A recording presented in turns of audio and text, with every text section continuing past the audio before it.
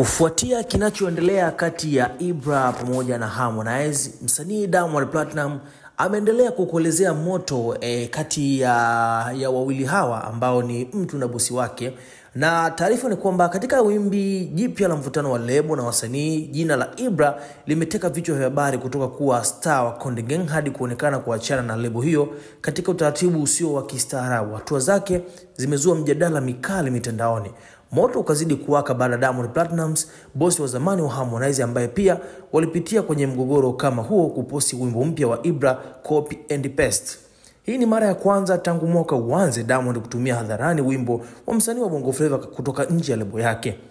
Wengi wanaona hii ni kama pigo kwa Harmonize ambaye jana alitangaza kuchangia shilingi 100,000 kwenye mchango wa bilioni 1 ambayo Ibra anapaswa kulipa Konde Gang ili awe msanii huru.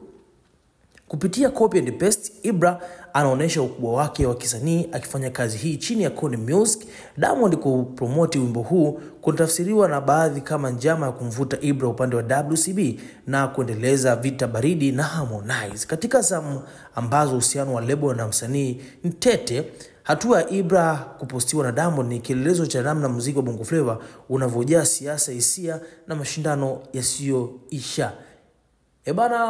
Sasa hivi ni saa 1:07 na saa 2 kamili Harmonize pamoja na Ibra wameitwa BASATA haraka sana. Ni tangazo toka jana, kwa hiyo saa 2 kamili ndugu mtazamaji wa Bongo 5 TV tutegemea update nyingi kutokea pale. Mimi ni Bwana Hilary, lakini usisahau kufuatilia website yetu, Instagram yetu, Twitter pamoja na Facebook. Endelea kuwa nasi kwa ajili ya update zaidi. Hii issue ni ya moto sana. Ni kwamba Diamond ameamua kukuelezea moto wa Ibra na Konde Gang, boss wa zamani wa Harmonize.